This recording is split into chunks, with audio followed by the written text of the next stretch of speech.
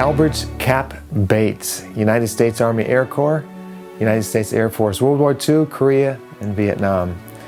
Cap has one of the most unique stories of D-Day from the air. He was a P-47 fighter pilot, Thunderbolt, like you see behind me here. The P-47 was a fighter plane, and he flew it over Omaha Beach on D-Day, June 6, 1944, and this is a rare glimpse, folks, from the air on Omaha Beach that day, as the blood shed below as they supported the ground troops. And Caps was just an amazing fellow. He died in 2004, just a year after I interviewed him, but I have very fond memories of my time with him. He received a Bronze Star, a Silver Star, and the Distinguished Flying Cross for his service in the military. Like I said, he's looking down from above, and I'm just so happy to be able to share his story with you today. And Curtis Fowles, I want to thank you for sponsoring Cap's story, for making it possible for many others to hear and to see his story.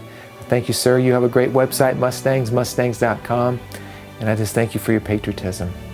Okay, folks, if you'd like to sponsor one of my stories too, I encourage you to get a hold of me. There's information in the video description and the comment section of this video. This is a labor of love. This work has gone on for 20 years, over 1,000 stories, and now we're bringing them to you one at a time. So become a part of that. There's a lot of pride in that too. So, and on behalf of all the veterans out there and their families, thank you. So, okay, that's it for now. Again, Cap Bates, World War II, P-47 fighter pilot. I'd like to share his story with you now and ask you to subscribe to this channel, and you share this story with others, and let's keep this thing going. God bless you.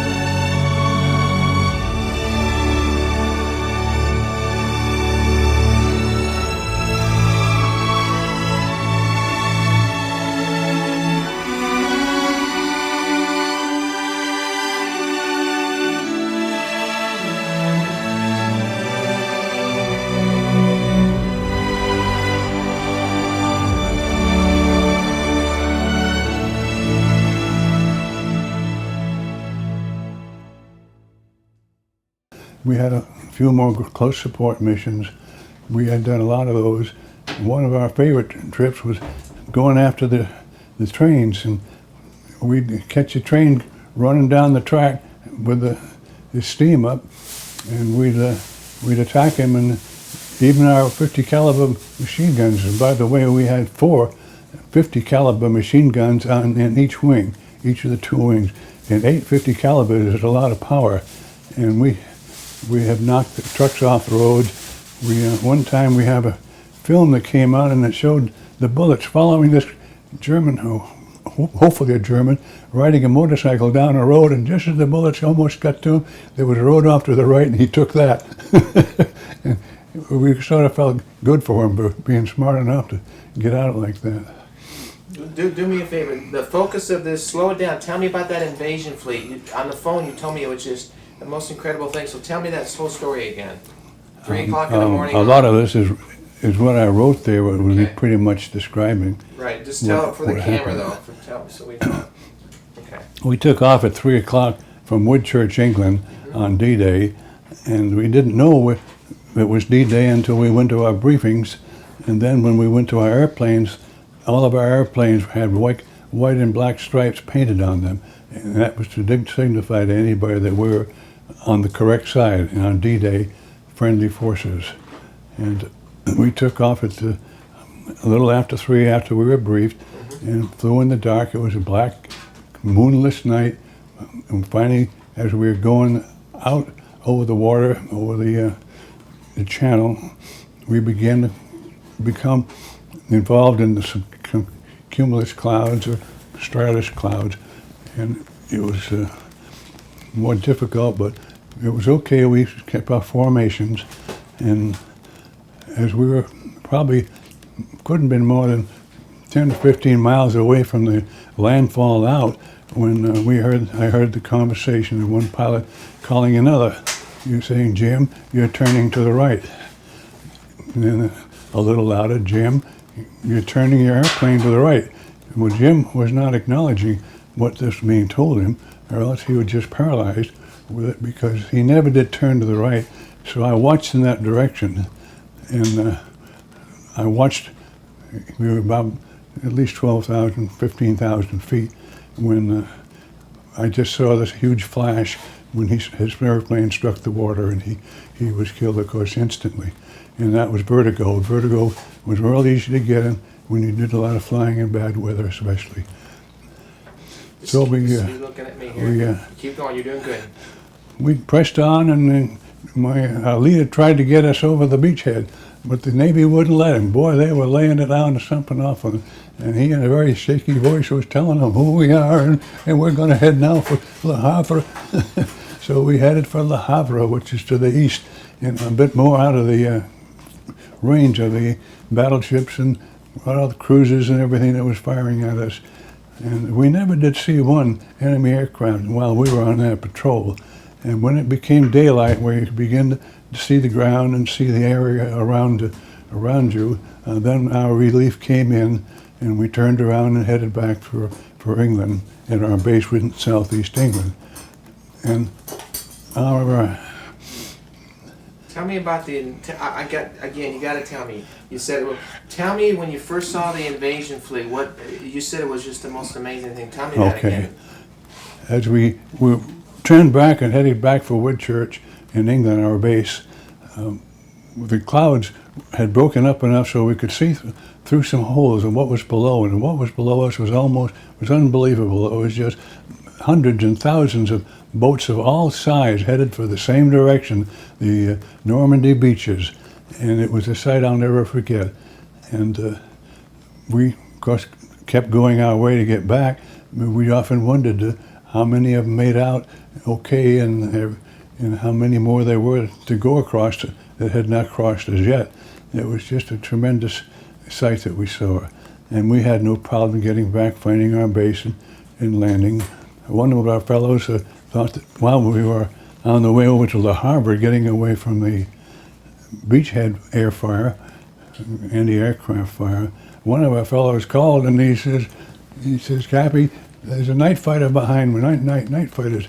And I looked back, and sure enough, you could see this stream of anti-aircraft, but I could tell it was coming from the ground rather than from another airplane. And what you could do, you could mistake it real easy, because at night you don't know that what's up and what's down when there's no moon or any stars to go by. But he left the formation and went back to the base, and fortunately he was okay. He made it back, and the only loss we had of the whole group was the boy that went into the ocean with vertigo and crashed, which was a great loss. So we just were thankful. We went to our debriefing and told what happened to the intelligence officers, so they would know what to report to Hayek headquarters and so forth. So D-Day was a very memorable occasion. Other strange things happened that we heard about later, but it was always lively down there. You could always get mixed up with other airplanes. Quite often you'd catch some German fighters down there, and they usually wouldn't go after you unless they had you outnumbered and all. So you had to keep you on your toes. About what time did you fly over the beach, and did you see any troops landing or anybody on the beach yet? We never could see the actual beachhead or where the boats were stopped and all. We couldn't. The cloud cover was such where we couldn't see that, or else it was still too dark to see it. Tell me the story about the Air Force bombing that beach that day or the day before. I know that I heard the story that the Air Force did try to bomb the beaches for a couple of days. But I heard on Omaha Beach they bombed too far inland, and that's why there were so many casualties on Omaha Beach. Is that true?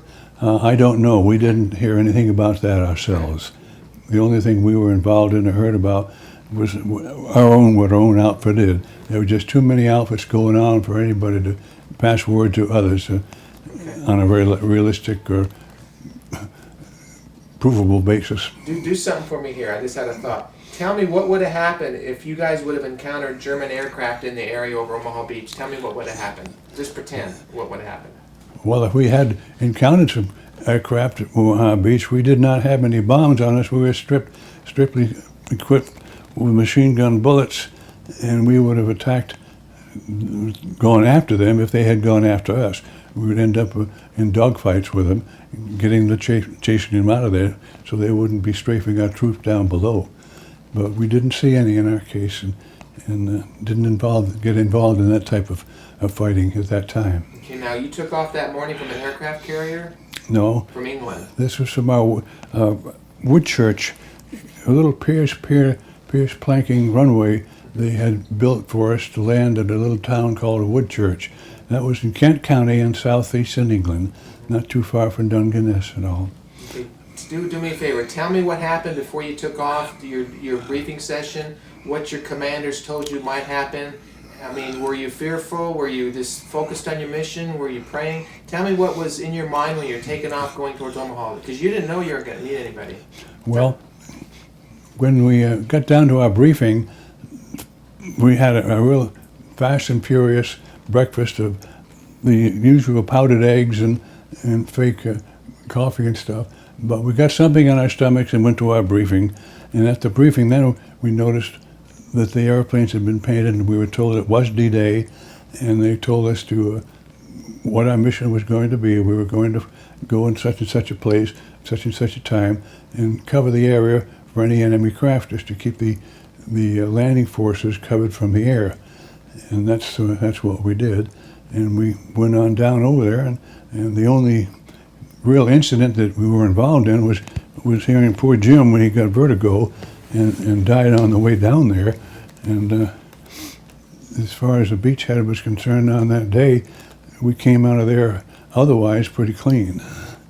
But again, going back to your briefing and your quick breakfast, you didn't know that it was going to be like that. You may have encountered some German fighters, and then you were prepared to, like you said, attack and shoot them down. So that's probably what you're thinking about and focused on, right? Was there a lot of anxiety? Were you guys scared? I mean, how were you feeling? Well, at the briefings, when we were told it actually was D-Day, we'd been waiting for it for so long, we were very excited and anxious and really quite thrilled about it. I didn't see anybody with fear. I'm sure a lot of us had, I know I did, and a lot of other people were praying for the best and all. But looking up at the clouds and seeing the pitch black night, that in itself was a challenge. And we had flown at night before, but never in mass formations like this over water where there were no landmarks, such as cities that you could look down to find out whether you were on the right side up or not and all. Now later on, we got into some situations where you could see it was later in the day, and I remember one time I spotted a twin-engine German crowd, and what you did, you called them in. You just called your leader, a red leader. There's a twin-engine, looks like a Heinkel going beneath us. And at this one time, I remember one of our leader at the time, I think it was Mike Ingalino, he was our first squadron commander. Well, Mike had already had experience in Iceland, and this was not his first combat situation. And I stayed up. You just called it in, and then the commander decided who was going to go down. Well, Mike went down with his wingman, and they chased this guy, and they shot him down and a little ways away to the west of there. And that's what you did. You looked for somebody, and if you saw somebody, you chased them on out of there. If they wouldn't go, you tried to shoot them down. And they were trying to do the same thing to you, so it was exciting. Now your job that morning was just to fly the coast of Normandy, all the beaches, or just Omaha? We were mainly over the Omaha area. Okay. But because of the situation where we couldn't get over there because of our friendly fire, we took a little easier route over towards Le Havre, where there wasn't as much defensive over there. One more time, tell me, and complete now, when you took off, tell me about the squadron, how many planes were in the squad, how many, I don't know the words. Oh, yeah. Tell me visually so I can imagine how many planes took off, how many groups of fighters were heading towards Omaha Beach. Tell me that story again. Well, our group consisted of 3 squadrons of 50 airplanes each. And that we always flew in that formation.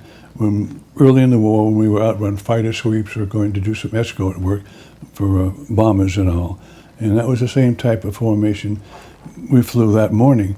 And what you did when you took off, you went 10 minutes, I think it was, to the west, and then you made a 180-degree turn and back in the opposite direction for another 10 minutes. And if you held your headings correctly, held them fast, you would probably come pretty close to going over the air base. And by that time, you should be at about 5,000 feet. So the guys taking off behind you would have room to get under you and get in formation. And then you would start up. Quite often you'd have to go through clouds and be in clouds until you got sometimes as much as 15 to 20,000 feet above the ground. In this particular case, it was just darkness, and we didn't hit clouds until we got over the water south of the coast. We called it landfall out, and then we climbed up a little bit. We didn't go too far because we wanted to maintain vision, see what was down below us and all. And that's the way we flew the whole mission. And then we individually separated squadrons, one squadron with the other. And we didn't all say try to fly in a mass formation, but squadron formation was about the best we could hold together. And each squadron had 16 airplanes. And we always had one spare that filled in if somebody aborted on takeoff. But it was a very exciting time, and a time you never forget in your life when you go through something like that. And overall, we were very fortunate. The Navy didn't hit one of us. Tell me again a quick description of the P-47. The P-47 had over 2,000 horsepower engine, 4-bladed prop. It carried 8 machine guns, 4 in each wing. It also was capable of carrying up to 1,000-pound bombs under each wing, which we used quite often.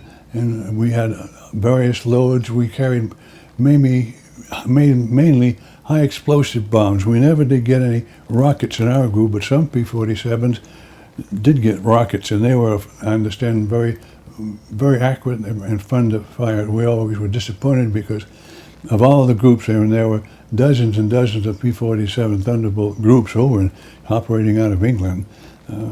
We weren't one of them to get the rockets, but we got lots of bombs and lots of ammunition.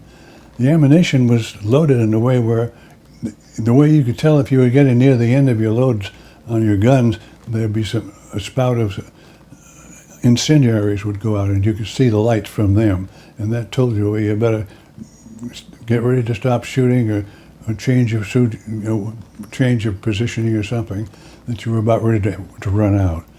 And you always had to remember not to hold the trigger down too long because you could ruin the gun barrels. They would turn if you got them too hot. So you just count down and maybe hold on with your trigger and count a quick 1, 2, 3 and let go, and then wait a while, a little bit, another minute or two, and give it a chance to cool off, depending on what you were doing. If you were in a tough spot and you wanted to keep firing and it was doing some good, of course you hung on for dear life to save yourself. 4 machine guns on each side. 4 on each side. And you control them all from the cockpit? They're all from a little button on your control stick. There was no wheel to steer it. You just had what we call the control stick, joystick, and that's which had the trigger for the ammunition, the guns to fire.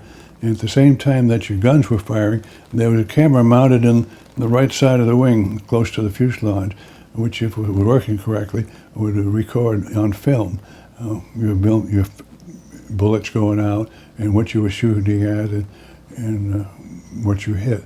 And we've all seen a lot of that since of that at movies and newsreels and stuff, where you can see it was very effective.